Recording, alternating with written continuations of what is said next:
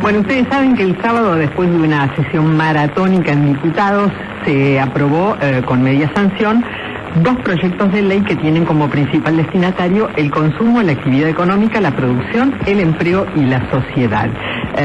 ¿Será que 1.267.000 personas, trabajadores, van a dejar de tributar el impuesto a las ganancias? Pero ¿cómo va a impactar esto en las arcas del Estado? ¿Con qué se va a reemplazar esa recaudación?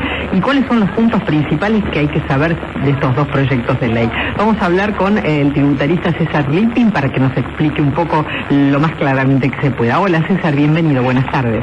Buenas tardes María, Tato y todo el equipo. Muchas gracias. Hablar con ustedes. Igualmente, gracias por atendernos. Para poner un título a lo que se aprobó el domingo a la mañana, es un gran alivio transitorio, lo resalto, al bolsillo de una gran cantidad de trabajadores que estaban pagando impuestos a las ganancias sin tener una capacidad económica para pagarlo, porque estaban pagando impuestos a aquellos que tenían ingresos de más de 75.000 pesos. Ahora se establece 3 categorías de asalariados para el impuesto a las ganancias. Estamos hablando de trabajadores en relación de dependencia. En relación de dependencia, sí. 3 categorías de asalariados en el impuesto a las ganancias. Y vamos a hablar de sueldos de bolsillo, no de sueldo bruto, para que la gente lo tenga más claro. La primera categoría es aquellos que ganan hasta 124.500 pesos de bolsillos, incluso por el aguinaldo, no van a pagar impuestos a las ganancias sin discriminación si son solteros, casados, con hijos, sin hijos, etc.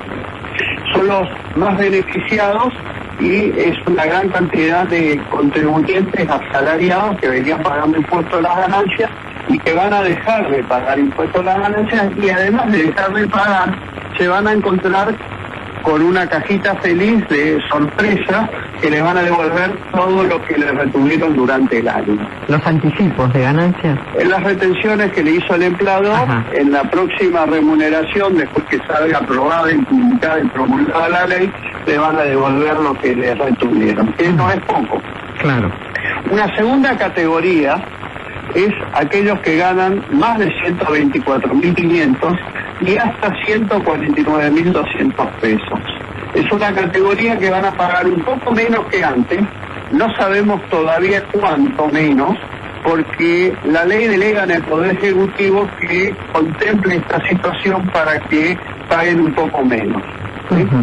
Y una tercera categoría que los ganan más de 149.200 pesos, donde no les cambia en nada, van a seguir pagando como venían pagando antes, y pagarán mucho, porque justamente una de las problemáticas que tiene esta reforma es que no sacó el fondo de los problemas por el cual ahora hay que salir a auxiliar a aquellos que estaban pagando impuestos sin tener la capacidad económica. La inflación. Porque exactamente.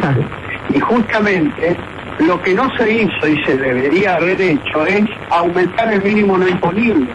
Porque para que la audiencia entienda, el mínimo no imponible es lo que tiene que ver con el nivel de subsistencia de un asalariado o de un trabajador.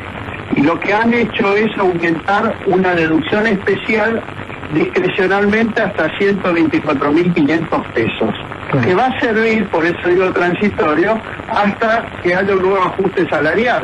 Porque cuando haya un nuevo ajuste salarial, aquel que hoy está contento, feliz, va a volver a ser contribuyente a alícuotas altas. ¿Por qué?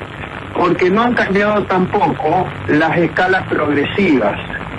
Las escalas progresivas tienen que ver con unos montos en pesos, donde depende el ingreso, va a depender el nivel de alícuota de impuesto que paga. Las personas humanas se empieza pagando en un 5% y se llega al 35%. ¿Qué pasa? Con la inflación, estos montos se van achicando, los escalones se van haciendo chicos, y hoy el que gana al año más de 1,5 millones de pesos por año ya paga el 35%. Pero la alícuota, César, ¿no se tiene que modificar por otro lado? ¿De manera administrativa? No, la misma ley deberían haber modificado las alícuotas. ¿No las pueden modificar de manera administrativa? No, es por ley.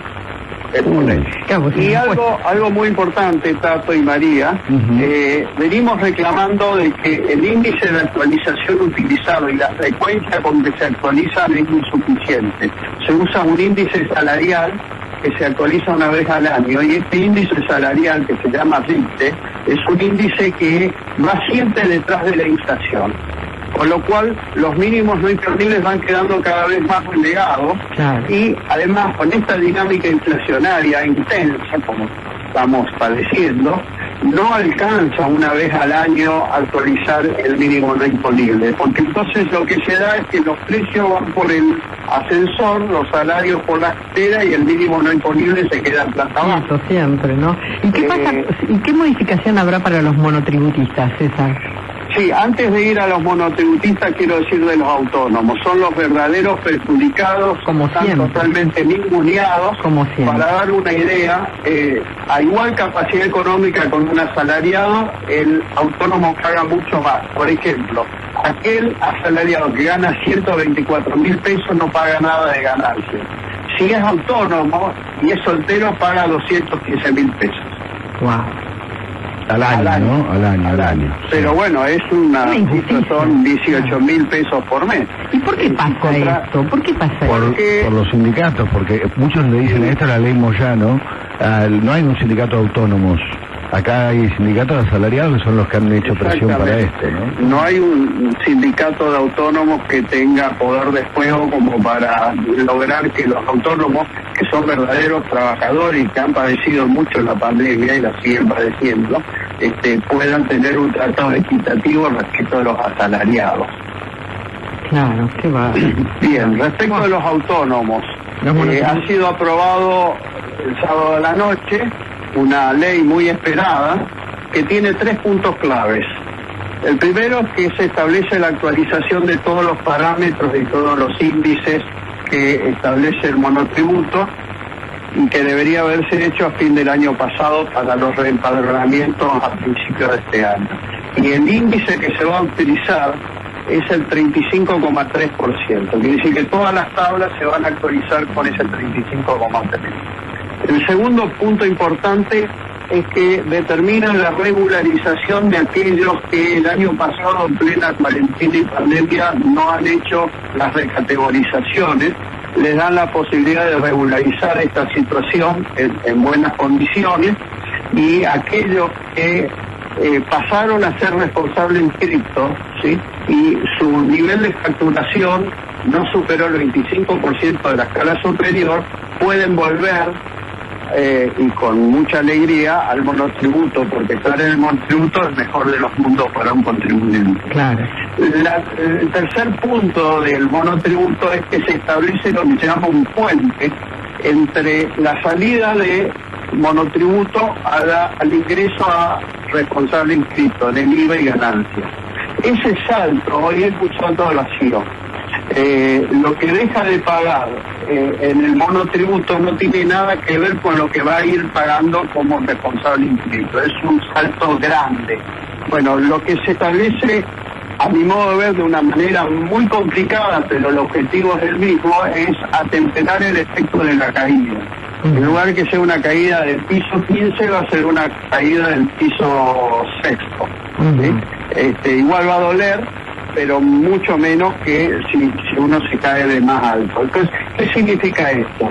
Le permiten ir reduciendo en 3 años el IVA que cobran y tomarse un crédito fiscal presunto, un poco complejo de explicar técnicamente, pero que el objetivo es llegar a que esa caída o esa salida del monotributo no duela tanto como viene doliendo hoy, y esto genera que mucha gente se quiere quedar en la informalidad. Claro. O se produce lo que se llama el enanismo fiscal, que muchos quieren quedarse en el monotributo sin crecer en sus ingresos, porque justamente la salida del monotributo es traumática al bolsillo. Sí, es duro.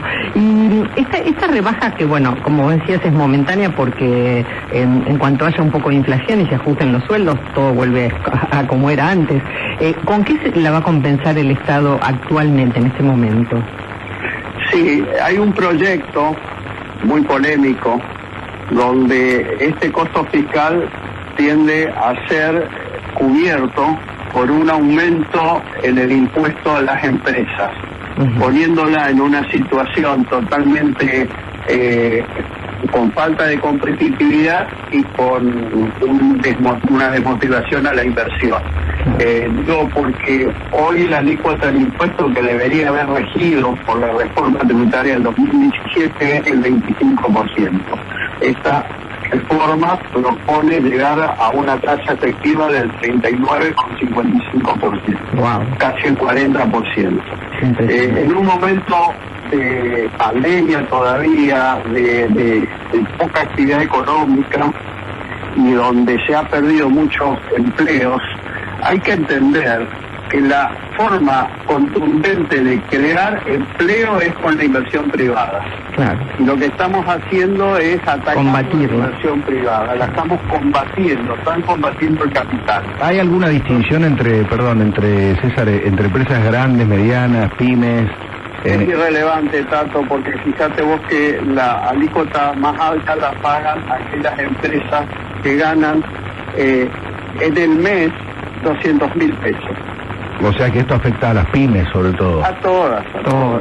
Son muy pocas las que van a quedar con alícuotas inferiores. O sea, yo creo que cualquier piojo ya queda encuadrado en esto. Es decir, tenemos que tener en cuenta que desde que se idea o se contempla un aumento de los impuestos y que están relacionados con topes en pesos, los pesos se van evaporando y cada vez nominalmente vale menos el peso. Entonces hoy yo diría hasta una pyme va a pagar el 40% si este proyecto es aprobado. Mañana llega al Senado. No, este todavía no tuvo tratamiento en la Comisión de Presupuesto y Hacienda, va mucho más lejano. Me da la sensación que por las críticas que hemos producido un poco en los medios y en lugares académicos, están queriendo rebobinar teniendo en cuenta de que genera mucho rechazo. Entonces, me da la sensación o por lo menos subir el piso, ¿no? Para que no afecte a las pymes. Pero es imposible, como decís vos, es una medida muy difícil de ajustar, no hay manera. Porque además impuestos a las grandes fortunas ya lo pusieron. Es que quiero comentar en un minuto algo muy sintético. Hay un informe que hizo el Banco Central que mide sobre 100 pesos que gana una empresa, cuánto han pagado antes de impuestos, ¿sí? Y el promedio OCDE es del 45%. El promedio mundial es el 50%. El promedio en la Argentina, que estamos penúltimo, ¿sí?, es el 106%. Quiere decir que una empresa para ganar 100 pesos, primero pagó a la nación, provincia y municipio 106. O sea que el Estado se queda con un poco más de utilidad sin poner nada en riesgo que lo que se queda un empresario. Es genial. César, bueno, muchísimas gracias por su tiempo. Gracias. Adiós, un gusto hablar con ustedes. César Litvin, tributarista, contándonos un poco este cambio en ganancias.